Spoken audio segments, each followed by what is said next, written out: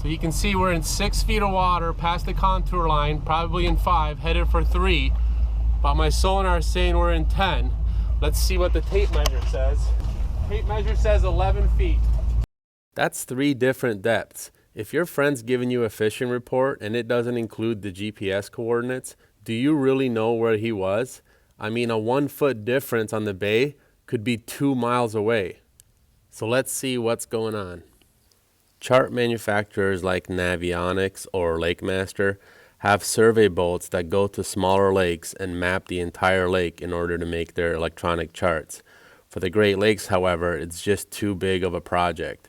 They have to rely on government data, some of which, as you can see here, is from before 1974. Now, the bottom doesn't change much per se, but the water level does fluctuate. Over in the legend, the chart makers have shown us that they used a low water datum at the time of the making of the chart.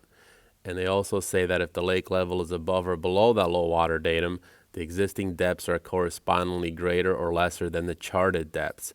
And you can see here, Lake Michigan Huron can be up as much as 5 feet in June and July. Now, because water levels fluctuate so much, there's no way a chart manufacturer can let your charts update automatically unless you have some sort of a wireless connection and they measure the water levels. But luckily, LakeMaster partnered with Humminbird, and if you put a LakeMaster chip in a Humminbird unit, you actually unlock extra features, some of which are water level offset and also depth highlight that lets you highlight certain depths so that they stand out on the chart. So the first decision you need to make is what kind of depth you want your unit to tell you. Do you want it to tell you the depth of the water you're in, or do you want it to tell you how much water is underneath your boat? Your sonar unit is always measuring the distance from your transducer to the bottom. So if you have it mounted 1.5 feet below the water line, it's always going to show you 1.5 feet shallower than the water you're actually in. The problem with that is your planer board's right on top of the water surface, so you're going to be 1.5 feet off already on your presentation. I believe every sonar unit has a setting called keel offset or depth offset, where you can give it a plus or minus setting that will account for the distance that it's mounted under your boat. Now, if your transducer is only mounted 4 inches from the water line, you probably are not going to have an issue. But on some installations like mine, it can make a pretty big difference. So you can see here, I'm in the setup menu and I want to go down to my depth offset.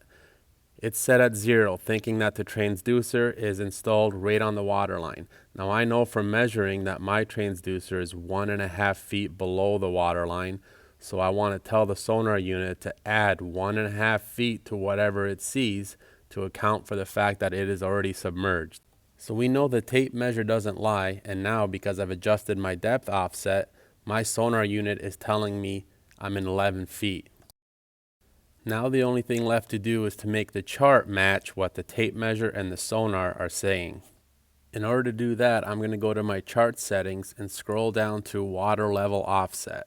This will allow me to offset the water level up or down so that my chart will reflect exactly what the water level is. So because we use the tape measure to verify that we are in 11 feet of water, looking at the chart and seeing that 6-foot contour line, we know we have to add 5 feet of water to make that display 11 and match what our sonar is truly telling us.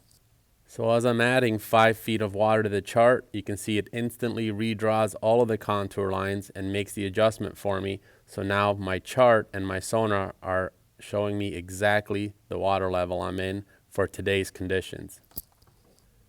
If you enjoyed this video and want to learn more about the bay as well as get some awesome fishing reports, then please consider supporting me on Patreon, and don't worry, the ice flights will always be free.